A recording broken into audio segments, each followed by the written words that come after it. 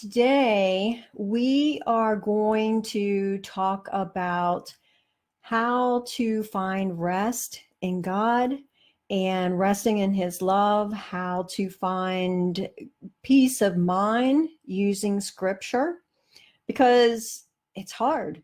Right now, it's really hard, isn't it, to have any kind of peace within yourself, and especially to, I mean, even though you may want to find peace in God right now and be able to rest in His love, it's hard to do. And so we are going to look at why that it is so hard to do. And then I'm going to give you some ideas on how you can change that within yourself by using scripture. So if you don't know me, let me introduce myself. My name is Tawnya Kordenbrock, and I am the person behind arenewedlife.com. I am a licensed professional clinical counselor, but right now I am doing online emotions coaching. And I have a program called Mastering Emotions, where I help Christian women to be able to rewire their brains to overcome fear and anger and low self-image, to be able to love themselves, feel loved by God, and to feel loved by others. So let me get started here. And the first thing I want to look at is why it is so hard to find that peace right now.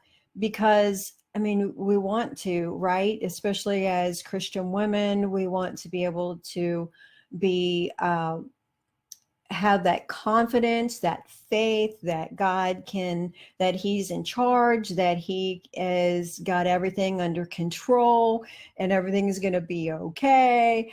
But we're just not there. And why aren't we there? Well, first of all, because we are just being inundated right now with so much information from everywhere that is producing fear and telling us how horrible things are, and even things that are funny out there, they're also touching on that fear, aren't they? And besides this, being just inundated with all this information that creates this fear within us, we also are facing unknown circumstances.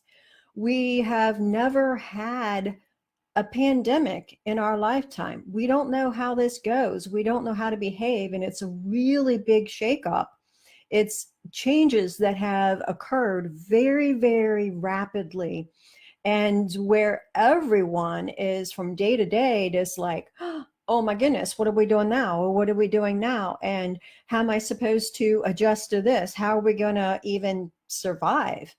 Right? So it's understandable that we would basically go into that fight or flight or freeze zone and have great difficulty in functioning right now. Now, personally, I have had, I'm living in the world too. So I don't want you to think like, oh my goodness, here's Tawnya on here talking about resting in the Lord. And I'm doing a webinar on Friday that is about overcoming anxiety in a time of global crisis. And, you know, I don't want you to think like, oh, she's got it all together. She doesn't get anxious, and, she doesn't wake up in the middle of the night having a panic attack or anything like that. She's not like us. No, that is not true.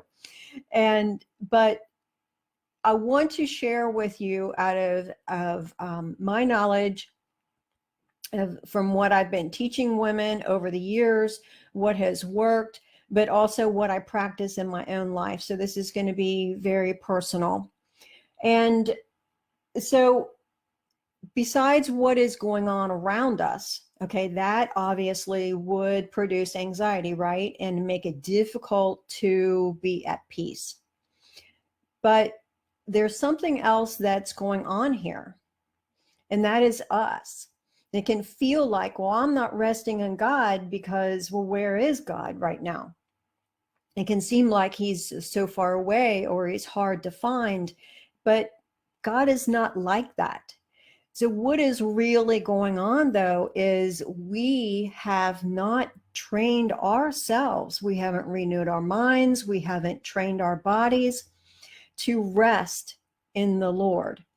And so these times that are so critical really are bringing this to the forefront of how we have relied on ourselves. Possibly we've relied on our own skills, our own intellect. We've put trust in that things are always just going to work out somehow, and that is not holding up right now, is it?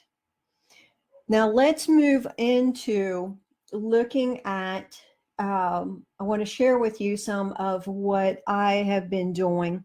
But before that, let me give you a solution to this. Okay, how can you, first of all, I want to touch on using scripture. And certainly, as some of what I'm telling you about, you can use worship music also, but I mainly want to gear this toward using scripture in order to get that peace into you and have the peace of mind and to be able to rest in God's love. And so when you are reading, okay, let me start over. What I was going to say was, with using scripture and trying to change you to be able to be at peace, to be at rest in God's love, we want to not just be reading scripture, not just be quoting scripture and saying the words, but we need to get this inside of us. It needs to become who we are, that you're not just knowing it up here, but you're knowing it in here. You know that you know that you know it, of who God is, and that he is reliable, and that his love is here for you, and his power is here for you. So the way to do that is to meditate on scripture, and you can do that in a number of ways. But what I want to encourage you to do is, as you are focusing on a passage, for instance, I have been focusing on Ephesians 3 verses 16 and 17.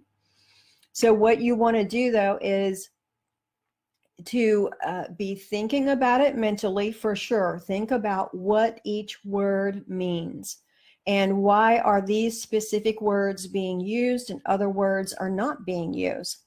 And then also imagine it, bring it into other areas of your brain, not just in the cognitive part of your brain that's thinking logically, but also in that creative part of your brain where you are picturing this, and then bring it into your body also. Feel that verse within your body. If it's depending on what it is, you can use all of your senses. You can use your, if you were in that scene, for instance, if you're reading something in the Gospels, you can, what does it smell like? What does it look like? If you're reading something about Jesus speaking to you, picture his face. What is his facial expressions as he's talking to you? And notice what it does to your breathing. Notice what it does to your posture as you are imagining yourself being present with the Lord as he is speaking those words to you. Now, I have been focusing on, as I said, Ephesians 3, 16 and 17. And I talked about this some in my Mastering Emotions program with the women in that program. And they found this helpful. So I did want to share this with you all also. And what really struck me about verse 17 in particular, and I am reading from the Passion Translation. I've been doing this for about a year. uh, sometimes reading from the same translation is helpful, because that you've always used is helpful because it can help, it can bring that that sense of knowing, like, oh yeah, I recognize that. And so that's going to engage your emotions, it's going to engage your mind, and you're going to feel it in your body also. But sometimes reading a new translation can bring a freshness to it that can sharpen that sense that you have about what that verse means. So I've been reading the Passion Translation for that reason. And so Ephesians 3:17 says, then by constantly using your faith, the life of Christ will be will be released deep inside you. And the resting place of his love, and this is where I got the title for today's teaching, the resting place of his love will become the very source and root of your life. So this is where, this is where I want to be. How about you? Where the resting place of his love is the root and the source of my life. And right now, our minds can be just so busy on all of the details, of how we're going to survive, basically. And you know what? I'm right there with you. I really am. And I'm having to force myself on a daily basis to get into the word and to calm my mind, and to, as you bring it into your body and you sense it within your body, and as you're, noticing what it feels like, and you are focusing on the words also and the emotions that it brings to you, then that is going to help give you that focus that you need on the word and on the Lord. Okay, so that's another tip of how to use scripture and how to get yourself to be able to focus on it right now. But it is a decision that you have to make. It is a choice that you have to decide. I am going to get into the word. I am going to attempt to pull myself in, rein myself in, to focus on him right now. And so by engaging all of your senses, engaging your body, your emotions, your imagination, that will help give you the focus that you need. And so this verse says, then by constantly using your faith, the life of Christ will be released deep inside of you. And that's when you'll receive, like, that resting place of his love will become the very source and root of your life. Now, so constantly using your faith about what? And what does that mean? It means that you are continually going back to the truth of who he is and his words to you. And as I go throughout my day, what I'm having to do after I've focused on this passage from this morning, then I have to purposefully, when I am feeling fearful throughout the day, or I'm just feeling scattered. Is anybody else feeling scattered right now? But when I'm feeling that way, I have to purposefully hone in on engaging my faith, and just grabbing a hold of my faith, and engaging my mind once again, engaging my body once again, and my emotions once again, from what I developed just this morning as I was spending time with the Lord. Okay, now verse 17 follows verse 16. Imagine that. Let me read to you what verse 16 says. And I pray that, okay, so he's praying that the Father would do this. This is Paul speaking. And I pray that he would unveil within you the unlimited riches of his glory and favor. until supernatural strength floods your innermost being, and with his divine might and explosive power. And you may already know this verse from Ephesians 3:16 in another version. So when I read it, I was just like, wow, it just really made clear how Paul really packs into this verse all of the different words for power, and just makes it so evident of what. And if you read Ephesians 1, it talks about how all of the everything that is available to Jesus Christ supernaturally is available to us. And so that's what Paul is focusing on here. He's emphasizing this I almost want to say power. It has to have some oomph behind it, because it's not, oh yeah, we have the power of God, okay, blah blah blah. No, it's this like bam, it's this dynamite kind of power. And there are other power words here also. So it says, so listen again for all of the power words. I pray that he would unveil within you the unlimited riches of his glory and favor until supernatural strength, that's a power word, supernatural strength floods your innermost being with his divine might. Okay, that's a power word. That's his divine capability to do things. And explosive power. That's the dynamite power. And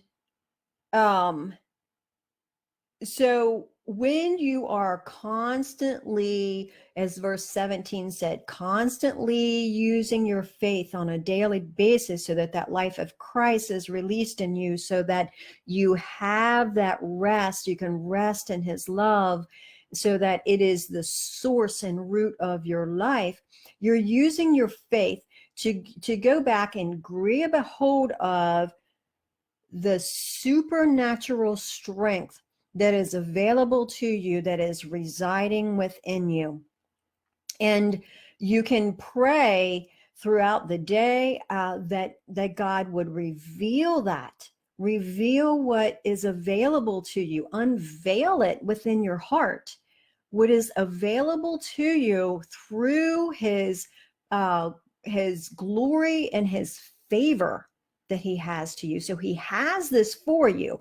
All of his glory is available for you, and he wants to flood you with that. He wants to pour it out within you, that supernatural strength.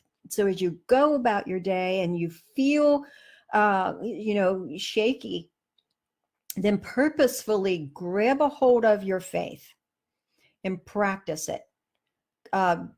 What's it say? Use your faith.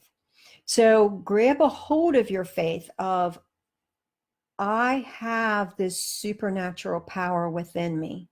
And if you've already meditated on this, then what you can do is you can re-engage that feeling. And if you meditate on this today or tomorrow morning, of imagining that, first of all, imagine the glory of God. Imagine that he has favor upon you. Imagine then that he is opening that up within you, and supernatural strength is flooding you, flooding your inner being. And as it does, divine might rises up within you. Explosive power is released within you to do what it is that you need to do, to provide for you with what it is that you need for your survival right now. Now, if you haven't meditated on it, you're not going to be able to pull on that, are you? And then as you meditate on it also, as I've described for you, it gets it inside of you, but it actually changes you physically. It changes the neurons in your brain and how your brain functions, so that in the moment you're not as anxious, but along, as time passes and you've done this repeatedly, then you will become a less anxious person than what you used to be. And it also changes cells within your body, so that the illnesses that anxiety is causing within you may be decreased, because your body is changing through this peace that you are gaining from the Lord and from your use of Scripture. Okay, now that's all I have for you today, but I did want to make you aware that I am doing a webinar this Friday at noon, and you are welcome to join me. It is, I think I already mentioned it, but it's called Overcome Anxiety During a Global Crisis. We're going to look at learning the calming power of honoring your inner experience, or to learn that, and learn why anxiety has a hold on you. What's going on with you that you can't move on from being anxious. And this is especially good for people who have been anxious their entire lives. This is who this is mainly geared toward. And then learn how to gain power in a time of powerlessness. How does that sound to you? If it sounds good, I hope that you will join me, and I will put a link along with this video so that you can click on that and get signed up today.